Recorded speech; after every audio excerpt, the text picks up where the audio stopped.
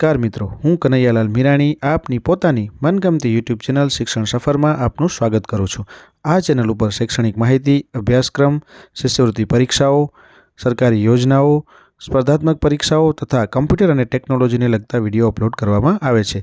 હજી સુધી તમે જો આ ચેનલને સબસ્ક્રાઇબ ના કરી હોય તો સબસ્ક્રાઇબ કરી દેજો, તમારા મિત્રોને શેર કરી દેજો અને બેલ આઇકન દબાવી દેજો જેથી અમારા નવા વિડીયોની અપડેટ આપને મળતી રહે।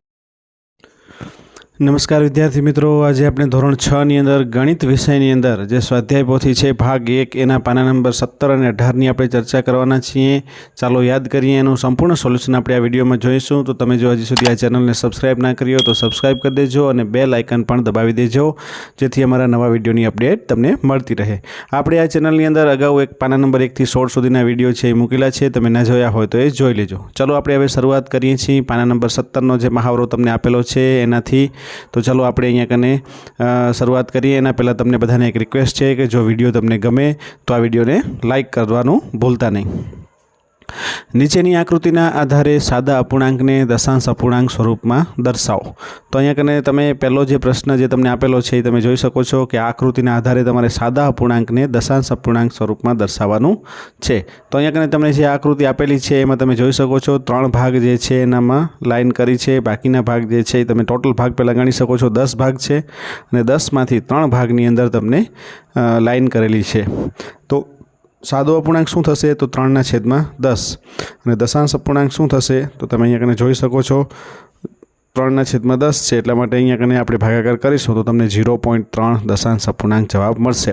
सादो अपूर्णांक केवी रीतना लखवानो होय तमे बधा जाणो ज छो कि जेटला भाग छायांकित छे ए उपर आवशे 3 અને टोटल कुल भाग जे छे 10 ए ज आवशे नीचे।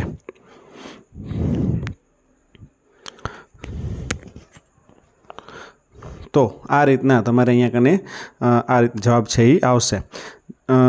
विडियो ने स्टॉप करी अने तमारा आ जे जवाबो छे एने स्वाध्याय पोथीमां लखवानुं छे ए भूलता नहीं, जेना कारणे तमने फरीथी बीजी वखत वांचवामां अने तैयारी करवामां सरळता रहे। तो जरूर पड़े त्यां विडियोने स्टॉप करी अने जवाबो जे छे स्वाध्याय पोथीमां उतारी लेजो।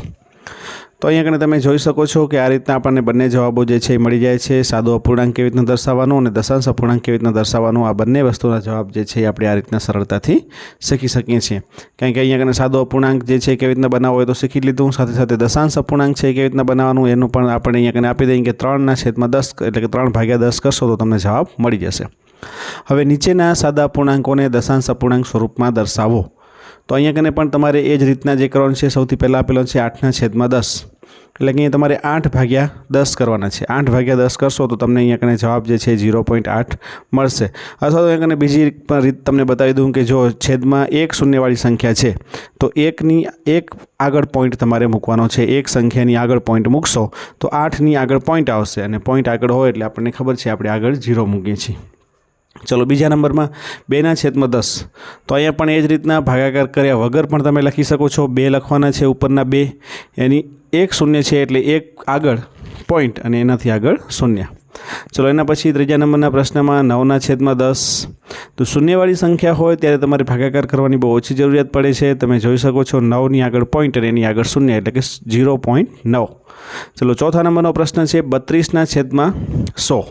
अहींया 100 में शुं छे तो कि 2 शून्य आपेला छे। तो तमे जोई शको छो 2 पछी आपणे पॉइंट मूकवाना छे पाछळथी। तो अहींया कने 1 અને 2 पछी पॉइंट मूकीशुं એટલે કે 0.32 આપણને જવાબ અહીંયા કને મળશે।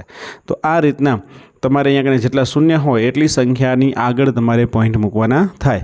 અહીંયા જોઈ શકો છો 15/100 તો અહીંયા પણ એ જ રીતના છે 15 છે તો અહીંયા કને તમે જોઈ શકો છો 1 અને 2 પછી પોઈન્ટ અને આગળ શૂન્ય એટલે કે 0.15 તમને અહીંયા કને પણ જવાબ મળશે। તો આ રીતના તમે કેટલા શૂન્યવાળી સંખ્યા છે એ ભાગાકારમાં છે એના આધારે નક્કી કરી શકાય। 81/100 तो अहींया कने ए ज रीतना 1 8 અને એની આગળ पॉइंट અને આગળ शून्य એટલે કે 0.81। 78/100 तो अहींया कने ए ज रीतना आवशे तमारो जवाब जे छे 2 મીંડાવાળી संख्या छे એટલા માટે अहींया कने 0.78 जवाब तमने मळशे। 97 ભાગ્યા 100 આઠમો જે છે એને આપણે વાત કરીએ તો એ આવશે શું આવશે તો 0.97. શું કામ તો કે બે શૂન્યવાળી સંખ્યા છે એટલા માટે એ રીતના આપણે અહીંયા લખશું. ચલો એના પછી વાત કરીએ આપણે પાના નંબર 18ની, જેમાં તમને જોડકા જોડવાના આપેલા છે. તો એની આપણે વાત કરીએ જોડકા કેવી રીતના જોડાશે અને કઈ રીતના આપણે અહીંયા જોડકા જોડીશું એ તમે ખાસ જોજો. એના પહેલાં ફરીથી તમને બધાને રિક્વેસ્ટ છે કે જો ચેનલને સબસ્ક્રાઈબ ના કરી હોય તો સબસ્ક્રાઈબ કરી દેજો અને સાથે સાથે તમારા મિત્રોને પણ શેર કરજો, જેના કારણે એમને પણ આ સોલ્યુશન છે એ સરળતાથી મળી રહે. ચલો આપણે વાત કરીએ છીએ જોડકાની. તો જોડકાની આપણે વાત કરતા હતા, એમાં સૌથી પહેલું જે જોડકું તમને આપેલું છે એ જુઓ. અહીંયા તમને આપેલું છે સૌથી પહેલું 0.25 રૂપિયા. એટલે એનો મતલબ શું થશે 0.25 રૂપિયા. તો એ જોડાશે કોની સાથે તો એ જોડાશે અહીંયા કને 25 પૈસા સાથે. કારણ કે 0.25 રૂપિયા એનો મતલબ થાય છે 25/100. તો એ થશે 25 પૈસા. તો અહીંયા કને આ રીતના 25 પૈસા સાથે જોડાશે. હવે 25 પૈસાને આપણે જો ફેરવીએ તો કોની સાથે જોડાશે એટલે કે 1/4 રૂપિયા, 1/4 રૂપિયા આ રીતના એની સાથે જોડાશે. 25 પૈસા એટલે કે અહીંયા કને ભાગ્યા 100 કરશો તો રૂપિયામાં હશે તો 1/4 મળશે. પછી બીજું છે 0.5 રૂપિયા. તો 0.5 રૂપિયાનો મતલબ થાય છે 50 પૈસા અને 50 પૈસા કોની સાથે જોડાશે 1/2 રૂપિયા સાથે. 0.05 રૂપિયા તો એ કોની સાથે જોડાશે તો અહીંયા કને 5 જે છે એ 5 પૈસા સાથે અને 5 પૈસા છે એ જોડાશે કોની સાથે તો અહીંયા કને આવશે 5/100 રૂપિયા. ચલો એના પછી આપણે નેક્સ્ટ તમે અહીંયા જોઈ શકો છો 5 પૈસા, એને પૈસાને રૂપિયામાં ફેરવો તો પણ આપણે 100 વડે ભાગવા પડે એટલે આ રીતના પણ જવાબ તમને મળી શકશે. 0.10 રૂપિયા તો એનો મતલબ થશે 10 પૈસા અને 10 પૈસાનો મતલબ થશે 1/10 રૂપિયા. કારણ કે 10/100 કરશો તો 10 નીકળી જશે એટલે 1/10 વધશે. એના પછી નેક્સ્ટ પાંચમું 0.75 રૂપિયા એટલે જવાબ આવશે 75 પૈસા અને 75 પૈસા જે છે જોડાશે 3/4 રૂપિયામાં. ચલો એના પછી છઠ્ઠા નંબરમાં 0.99 રૂપિયા એટલે કે 99 પૈસા અને એને જે આપણે જોડશું તો 99/100 રૂપિયા આ રીતના જોડાશે. કારણ કે 99 પૈસા છે એટલે 100 રૂપિયા થશે.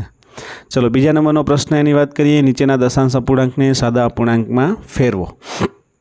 તો અહીંયા કને 0.14 બરાબર, હવે તમને અહીંયા કને દશાંશ અપૂર્ણાંક આપેલું છે એને ઉલટું એટલે કે સાદા અપૂર્ણાંકમાં તમારે અહીંયા કને ફેરવવાનું છે.